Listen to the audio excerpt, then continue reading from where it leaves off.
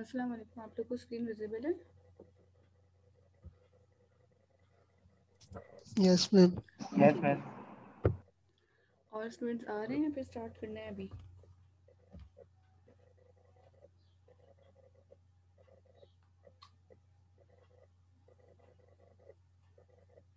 चलो ठीक है, स्टार्ट कर रहे हैं क्योंकि लैब ज़्यादा की लेंदी नहीं है, बहुत आसान है। ठीक है, और इसमें बहुत छोटी सी ही लैब है, ठीक है, तो जल्दी वाइंड अप हो जाएगी। अच्छा, आप लोग ने पॉलिश नोटेशंस पढ़े थे? अपने पास डेटा स्ट्रक्चर कंप्लीट हो गई? आप लोग की थ्योरी क्लासेस डेटा स्ट्रक्चर की बात, ये बताएं। नो। अभी आपने कहाँ तक किए?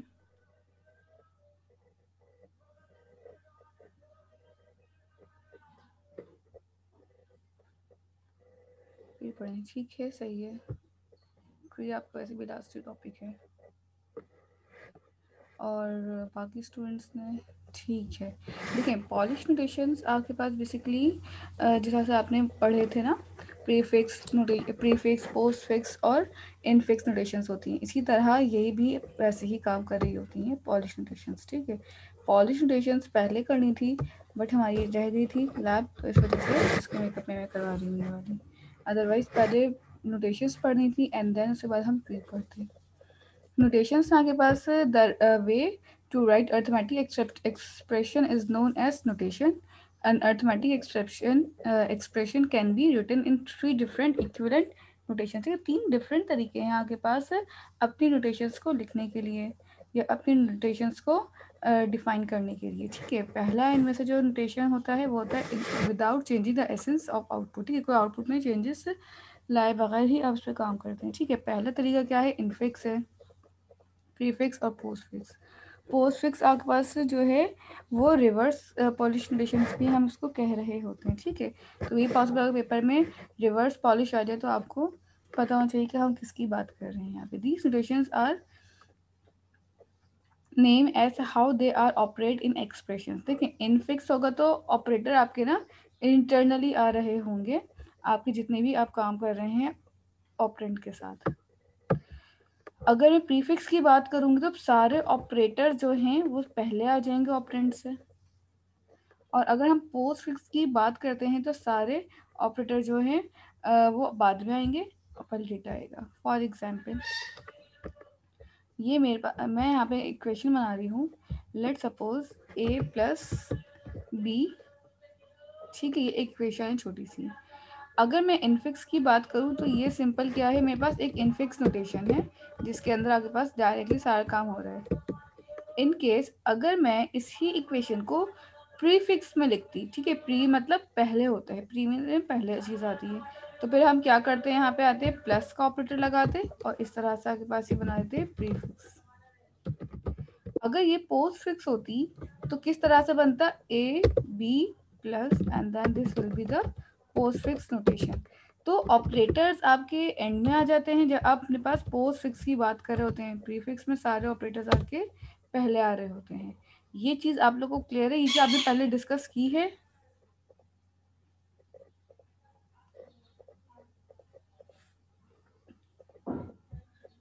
ठीक है, तो इसी तरीके से आज इनकी सारी प्रैक्टिकल एग्जांपल्स और लैब की हमें देखनी है कि हम प्रीफिक्स और पोस्ट फिक्स में एक्सप्रेशंस कैसे बना सकते हैं। एक ही सा ख्याल रखिएगा, आपके पास जितनी भी एक्सप्रेशंस वाली चीज़ें हैं ना, इनको बहुत ज़्यादा स्ट्रॉन्ग रखिएगा। पेपर में इस टाइप के अर्थमेटिक क्वेश्चंस या इस टाइप की चीज़ें आ सकती हैं आपके पास। ठीक है, अच्छा जी, नेक्स्ट आपके पास सबसे पहले इनफिक्स की डेफिनेशन आती है हमारे पास कि इनफिक्स के अंदर आप क्या क्या कर सकते हैं। Right and we write an expression in infix notation A minus B plus C. अब इसमें होगा क्या कि a minus B plus C है ना, तो इसको हम खुद ही सॉल्व करते हैं इनफिक्स के लिहाज से। ठीक है, यहाँ पे आए a minus B plus C.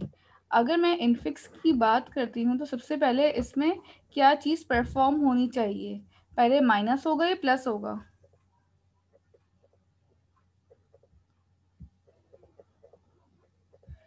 Minus होगा। क्यों जुबैर, माइनस क्यों होगा? हाँ गुड, प्लस होगा। आपके पास प्रेसिडेंस जो है वो प्लस की ज़्यादा है इन दोनों में, तो पहले क्या हो जाएगा आपके पास b प्लस सी, और बी प्लस सी होने के बाद फिर आपने पास क्या करेंगे, ए माइनस बी कर रहे होंगे, ठीक है। अच्छा, अब मुझे एक सवाल है कि अभी पहले प्लस की प्रेसिडेंस ज़्यादा होती है या माइनस की प्रेसिडेंस ज़्यादा होती है? कोई बता सकता है कि प्रेसिडेंस किसकी ज़्यादा है, प्लस की या माइनस की?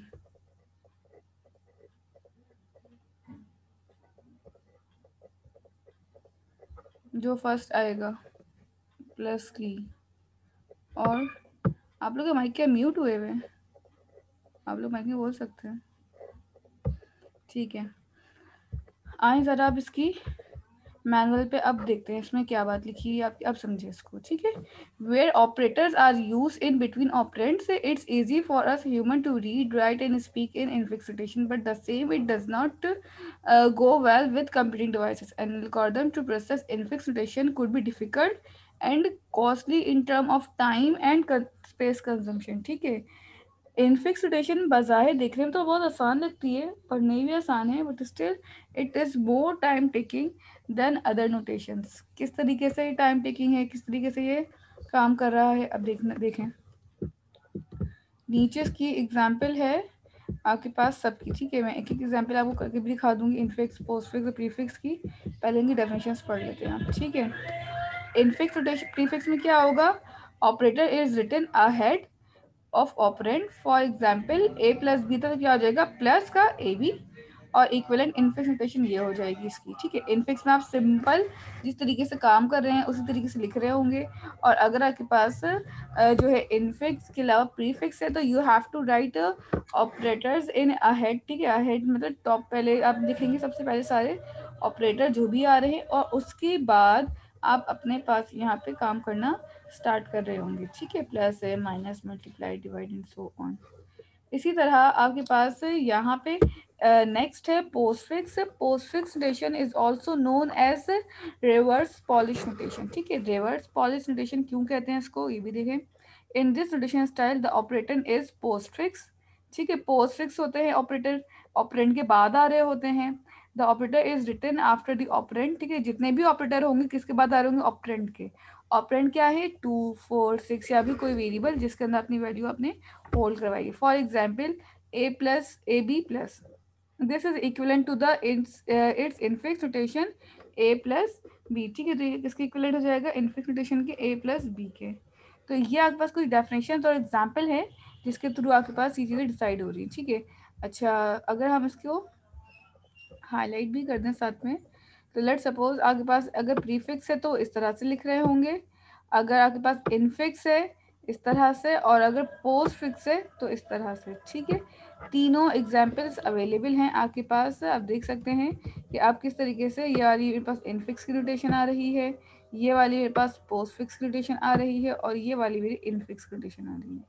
इसमें कोई प्रॉब्लम है तो पूछ लीजिए कि ये नोटेशंस किस तरीके से। इसके नीचे आपके पास कुछ एग्जाम्पल्स हैं प्रीफिक्स, पोस्टफिक्स और इनफिक्स की, जिसके अंदर आप देख रहे होंगे कि आपके पास प्लस और मल्टीप्लाई अगर आ जाता है तो मल्टीप्लाई पहले बाहर आएगा, क्योंकि मल्टीप्लाई की प्रेसिडेंस पहले ज़्यादा है, मल्टीप्लाई पहले सॉल्व होगा। और ए प्लस बी की प्रेसिडेंस लो है comparative to the multiplication, keyboard mass rule से हम चल रहे होते हैं ना, तो इस वजह से। इनफिक्स में आप देखें ये हो गया, प्रीफिक्स में आपके पास मल्टीप्लाई पहले आ गया, और पोस्ट फिक्स में ये लास्ट में आ गया, ठीक है। तो ये आपके पास डिफरेंट वेज है जिनके थ्रू आप अपने पास यहाँ पे काम कर सकते हैं, इनफिक्स, पोस्ट फिक्स और प्रीफिक्स के साथ भी, ठीक है। डिवाइड है, डिवाइड के साथ प्लस ऑपरेटर ऑपरेटर आ रहे हैं, प्लस के साथ मल्टीप्लाई भी इधर ही प्लस है, ठीक है। तो जो सबसे पहले वाला प्लस होगा सबसे पहले आ जाएगा इन प्रीफिक्स के अंदर, फिर ए और बी एक साथ हो जाएंगे, सी प्लस डी है ना, तो प्लस भी चला जाएगा उधर बीच में इसके, यानी यहाँ पे आ जाएगा इस वाली जगह पे, और सी और डी एक साथ हो जाएंगे। ये देखें ऑपरेटर, अगर हम ये वाला काम करें पोस्ट फिक्स के साथ, तो उसमें क्या करते हैं हम, सिंपल आपने ए और बी को लिखा और प्लस का ऑपरेटर बाहर निकाल दिया, सी और डी को लिखा, प्लस का ऑपरेटर बाहर निकाल दिया, और मल्टीप्लाई बीच में तो सबसे लास्ट में ले गए। तो इस तरीके से आपके पास प्रीफिक्स, पोस्टफिक्स, इनफिक्स सारी नोटेशंस जो हैं इजीली वर्क कर सकती हैं, ठीक है। इसके बाद पार्सिंग एक्सप्रेशंस हैं। पार्स किस तरीके से हो सकती हैं आपकी एक्सप्रेशंस, किस तरह से हाँ अपनी एक्सप्रेशंस को पार्स करके उनमें डेटा पास कर सकते हैं या फिर अपने पास डेटा को प्रोसेस कर सकते हैं। देखिए इन एग्जाम्पल्स कोशिश करिएगा, पहले आप पेपर पे सॉल्व करें, पेपर पे सॉल्व करने के बाद उनका आउटपुट देंगे। हो सकता है कुछ क्वेश्चंस में आपको थ्योरी पेपर में ये क्वेश्चंस को प्रैक्टिकली सॉल्व करने से बेहतर है कि आप उसको पहले पेपर पे सॉल्व करें, उसके बाद उसको ना प्रैक्टिकली अप्रोच करें और फिर आउटपुट को भी वेरीफाई कर लें कि आपका आउटपुट सही आ रहा है या नहीं आ रहा। ठीक है। अच्छा, ये पार्सिंग सोल्यूशन के बाद आपके पास यहाँ पे पार्स किस तरीके से करना, like A plus B multiply by C है, तो बी और सी की प्रेसिडेंस ज़्यादा है तो हमने इसको ब्रैकेट में करके मल्टीप्लाई किया एंड देन फिर जो आंसर आएगा ना इनका फिर उसको हम ए से सम आउट कर लेंगे। एसोसिएटिविटी है कि अगर प्रेसिडेंस किसकी कितनी आ रही है। एक्सपोनेंशियल की अगर आप बात करते हैं तो एक्सपोनेंशियल की प्रेसिडेंस आप देख सकते हैं सबसे ज़्यादा क्या होती है, हाईएस्ट होती है। एसोसिएटिविटी कहाँ से स्टार्ट होती है, राइट से स्टार्ट होती है। एसोसिएट करना उसको राइट से शुरू करते हैं। Multiplication and division second highest और उनको लेफ्ट साइड से आप सॉल्व करना शुरू करते हैं। प्लस है एंड माइनस है तो ये भी लोएस्ट है और इसको भी आप लेफ्ट से स्टार्ट कर रहे हो। ठीक है। Associated describe the rule where operators with the same precedence appear in an expression. For example, in expression a plus b minus c, both plus and minus have same precedence, then which part of the expression will be evaluated first? ये वही वाली बात है जो भी मैंने आप लोग से पूछी थी कि प्लस की प्रेसिडेंस ज़्यादा है या माइनस की ज़्यादा है। ठीक है।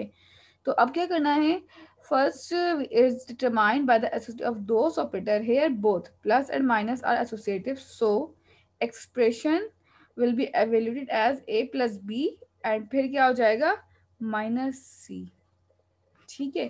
तो जो लोग मुझे कह रहे थे कि पहले प्लस की ज़्यादा है तो डेफिनेटली पहले आप माइनस और प्लस में से आप ऐड करते हैं और फिर सबट्रैक्ट करते हैं। देखिए आपके पास यहाँ जब हम बोर्ड मास रूल लिखते हैं,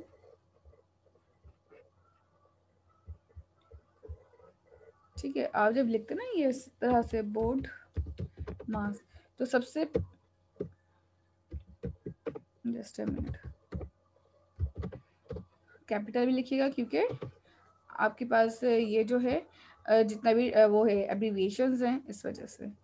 अब यहाँ पे आके आप देख रहे होंगे कि मेरे पास बोर्ड मास रूल जो अप्लाई कर रहे हैं तो यहाँ पे सबसे पहले बी फॉर तो अगर ब्रैकेट्स ऑपरेटर और फिर डिवाइड मल्टीप्लाई और पहले क्या आ रहा है, एडिशन एंड देन आ रहा है सब्ट्रैक्शन। ठीक है। तो एडिशन पहले, अगर दोनों में साथ आ रहे हैं तो एडिशन सब्ट्रैक्शन में तो पहले आप एडिशन को प्रायोरिटी देंगे, उसके बाद आप अपने पास मल्टीप्लिकेशन या सब्ट्रैक्शन को प्रायोरिटी देंगे। ठीक है। अगर एडिशन और मल्टीप्लिकेशन तो definitely you have to give priority on multiplication. Clear है यहाँ तक? इसमें कोई क्वेश्चन है आपका?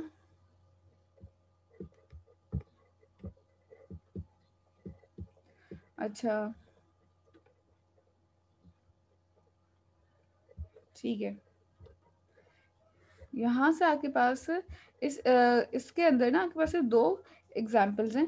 ठीक है। पहली एग्जाम्पल आपके पास ये है कि ट्रांसफॉर्मिंग आप करनी है इनफिक्स रोटेशंस को पोस्ट फिक्स रोटेशन में, कि आप अगर इनफिक्स रोटेशन को पोस्ट फिक्स में कन्वर्ट करना चाहते हैं, पोस्ट फिक्स रोटेशंस में लेके जाना चाहते हैं तो किस तरह से लेके जा सकते हैं। ठीक है। पहला तो आपने ये काम करना है इसकी एक एग्जाम्पल के अंदर। ठीक है। एंड देन आपकी सेकेंड एग्जाम्पल है जिसके अंदर आप एवेल्यूएट करेंगे पोस्ट फिक्स नोटेशन, यानी कि मैं कोई एक्सप्रेशन पास कर दूंगी और उस एक्सप्रेशन का आउटपुट क्या बन के आता है फिर हम वो चेक कर रहे होंगे अपने पास। ठीक है। सबसे पहले अपने पास कोड करना स्टार्ट कर दें।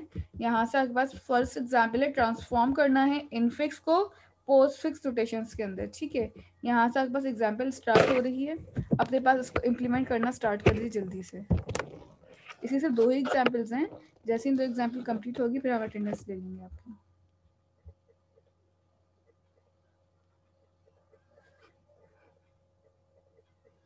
इसमें आपको क्वेश्चन है तो पूछ लीजिए। लेकिन सबसे पहले आपने इसमें करना क्या है, आपने एक क्लास बनानी है।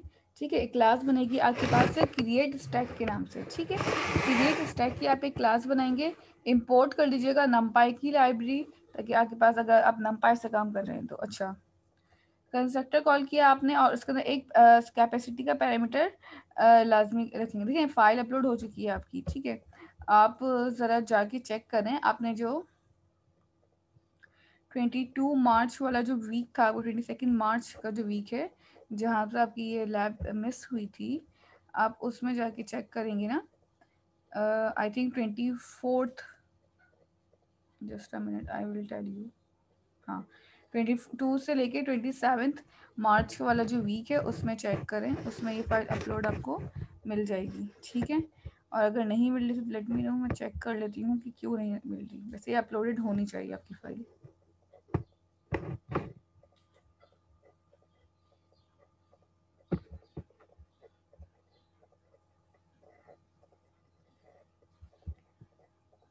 अगर नहीं है तो फिर वेट करें, मैं फिर देख लेती हूँ, 1 मिनट, जस्ट अ मिनट, मुझे चेक करने दें पहले, ठीक है। तो आप लोग ये करना स्टार्ट करें कोड, आपके सामने स्क्रीन है, मैं आपको कोड समझा रही हूँ पहले, उसके बाद आप करना शुरू कर दीजिएगा, ठीक है।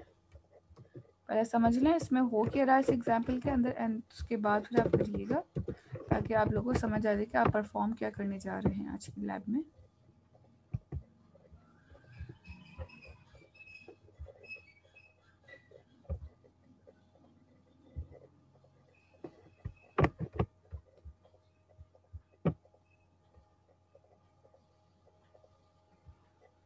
आप लोगों का असाइनमेंट नंबर 2 भी अपलोड हो चुका है, उसको भी आप लोगों ने करना होगा। उसकी डेट भी देख लीजिएगा कि आपकी डेडलाइन जो है वो 18th आई थिंक होगी, उसको भी चेक कर लीजिएगा, ठीक है। अब ज़रा चेक करें,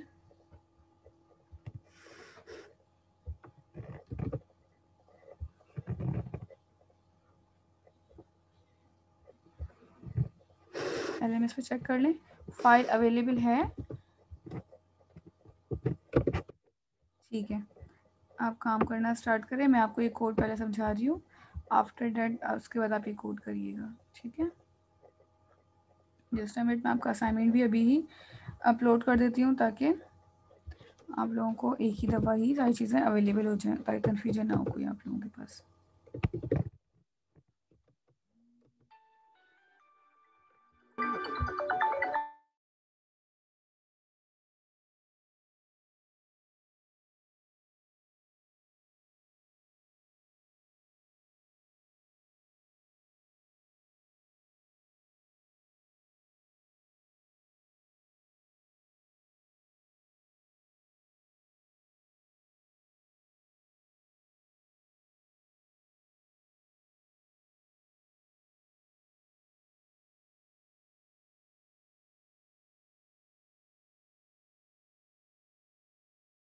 अच्छा, आप लोगों का असाइनमेंट भी अपलोड हो गया है, आप लोगों ने देख लिया है। असाइनमेंट फाइल भी आप लोगों के पास विजिबल हो रही होगी। 12 लैब है आप लोगों की टोटल, और 12 में से 12 ही की मार्किंग होगी, so you don't have an option of extra lab. So आपने सारी ही लैब्स परफॉर्म करनी है, ठीक है। तो इन सारे लैब्स के मार्क्स भी आपके ऑटोमेटिकली काउंट हो रहे होंगे, ठीक है। आउट ऑफ 60 में से फिर आप देख लीजिएगा कितने मार्क्स होंगे। मार्क्स आपके संडे तक सारे अपलोड हो जाएंगे, ठीक है। और जो असाइनमेंट है वो आप कर लीजिएगा, तो फिर उसके मार्क्स ही मिल जाएंगे असाइनमेंट 1 तक के।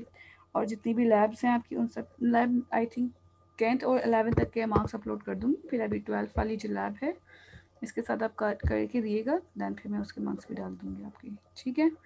असाइनमेंट भी अपलोड हो गया है। अब आप देखें इस कोड में आपने करना क्या है, ठीक है। आपने एक क्लास क्रिएट करनी है सबसे पहले, क्रिएट स्टैक के नाम से, और उसके अंदर आपने एक कंस्ट्रक्टर है, इसका ना कैपेसिटी बता रहे होंगे, ठीक है।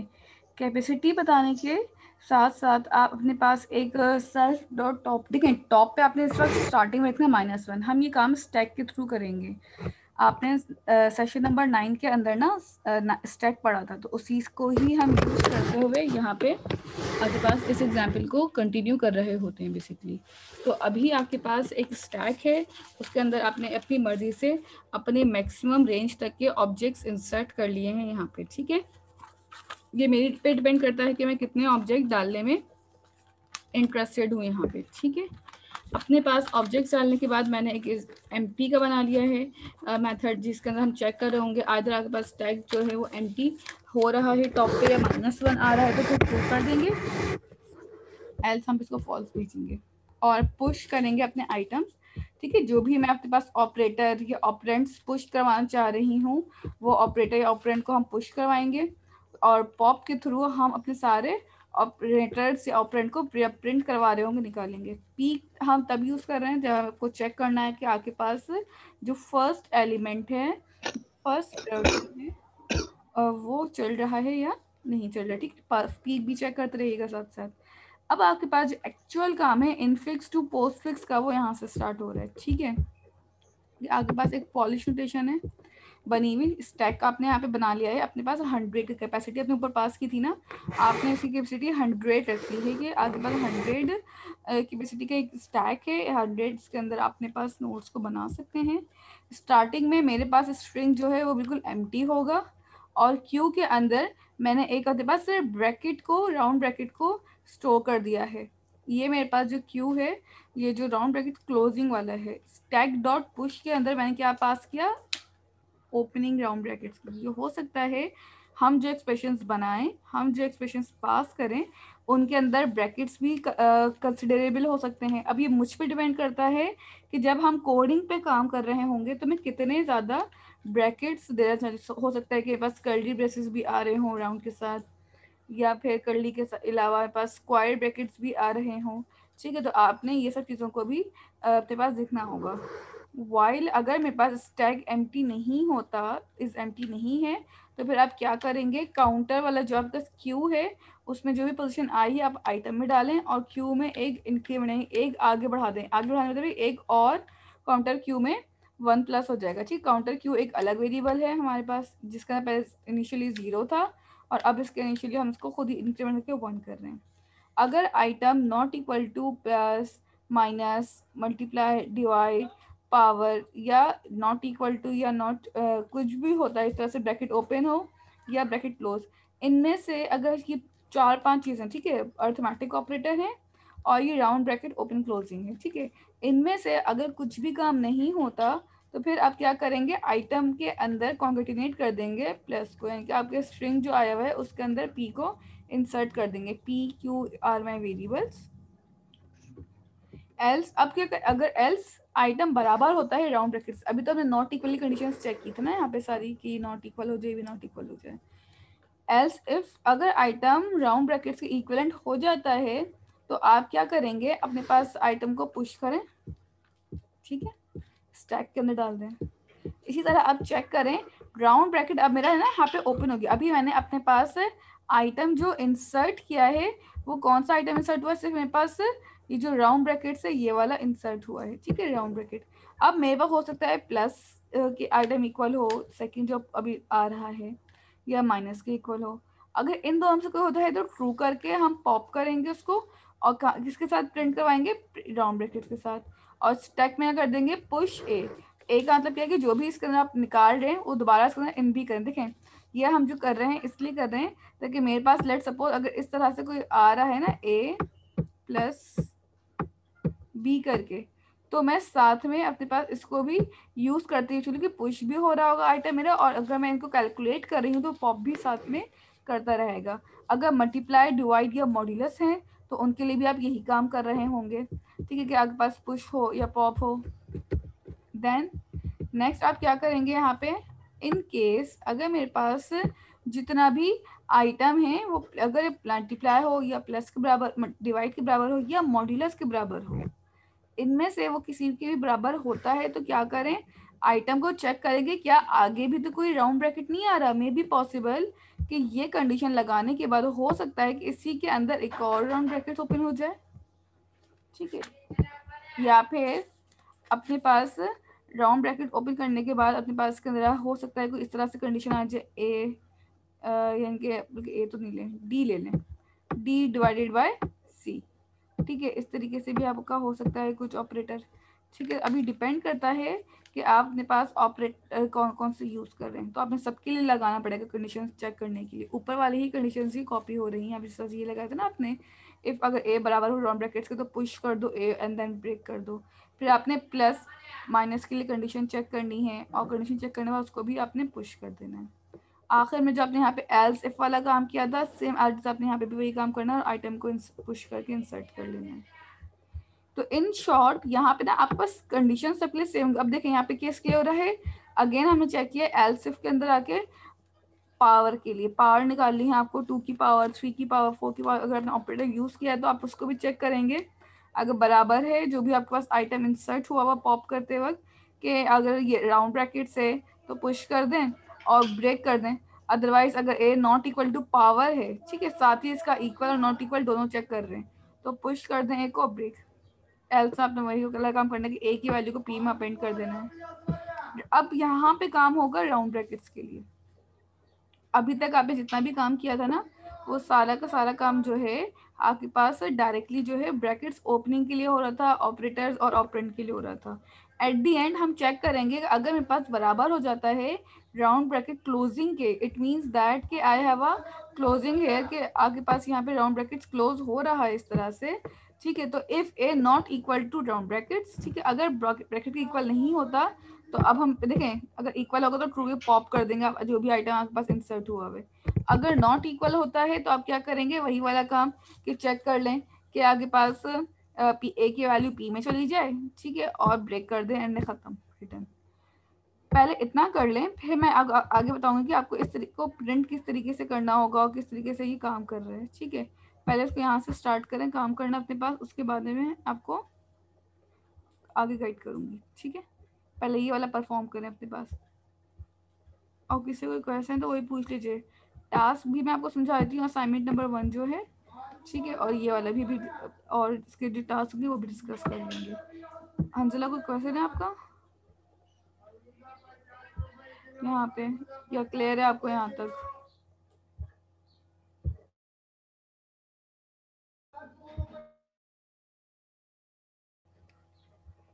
ये वाला टास्क कर लें आप लोग, आफ्टर दैट फिर हम आगे चलते हैं अपने पास, ठीक है।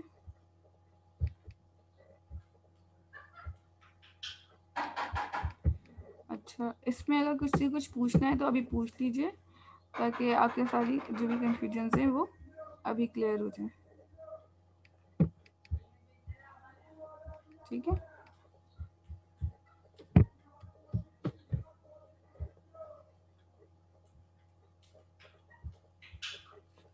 स्क्रीन विजिबल है आप लोगों के पास, जल्दी से कर लें, क्योंकि इसके बाद आपके पास फिर आगे बताना है मुझे कि आप किस तरीके से यही वाले टास्क के अंदर नोटेशंस को इम्प्लीमेंट करेंगे। कि अभी इसमें कोई भी प्रिंटिंग का काम तो हो नहीं रहा है, तो आपके पास आउटपुट प्रिंट नहीं होगा। इसमें किस तरीके से प्रिंटिंग होगी इक्वेशंस के साथ, वो फिर हम देखेंगे।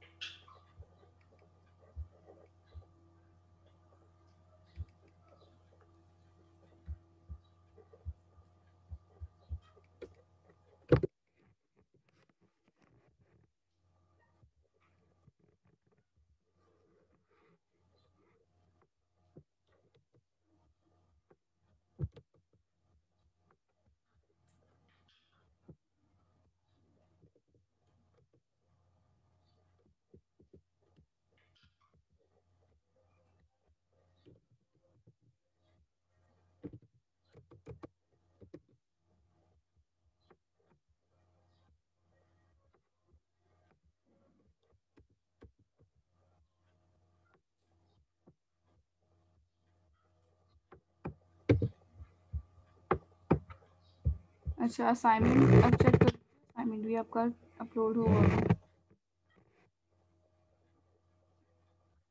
अगर अभी मैं समझा भी दूंगी, पहले आप ये वाला काम कर लें। पहले ये वाली एग्जाम्पल कर लें, उसके बाद में असाइनमेंट आपको डिस्कस करते हैं कि असाइनमेंट में अपने करना क्या है।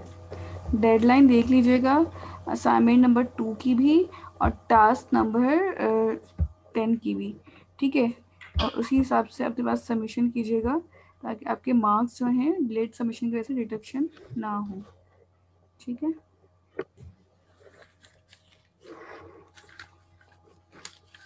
यहाँ तक किसी कोई क्वेश्चन है तो पूछ लीजिए।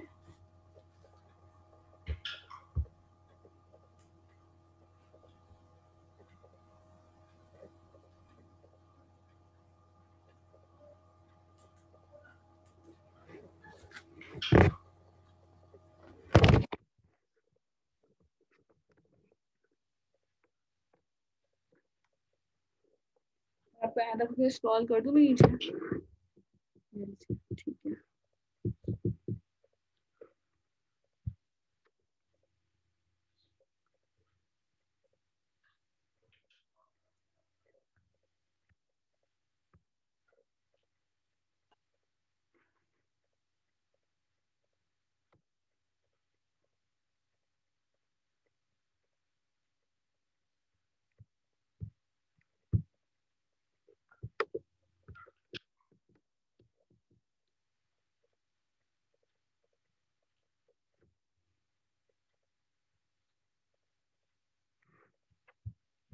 जब तक आपने परफॉर्म कर अपने अटेंडेंस भी कॉल करवा दीजिए।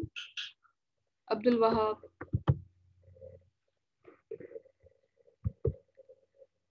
मुनीब,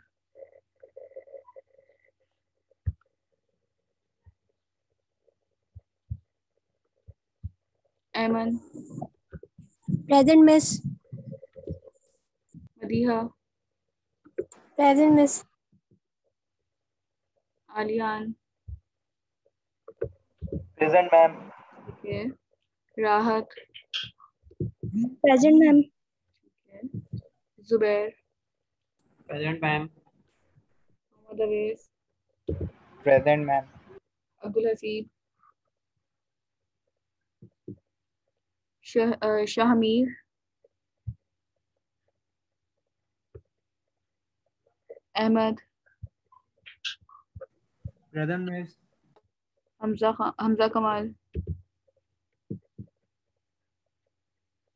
मास खान, प्रेजेंट मिस।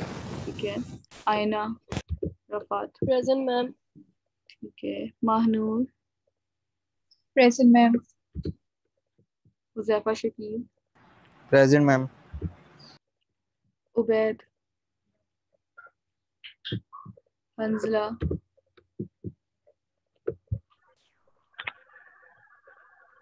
ठीक है। उसके बाद Abdullah Javed, present ma'am. Salman Khurshid, present ma'am. Saleh Shakeel, present ma'am. Adeeb, present ma'am. Sarim, present ma'am. Mohammad Hasan, present ma'am. Wasif,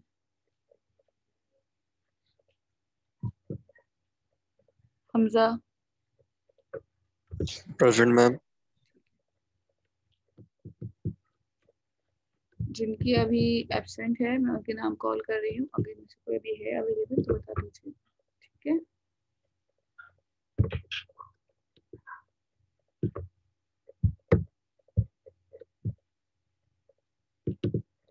Abdul Wahab की एब्सेंट है, अच्छा वेट करना दान भी।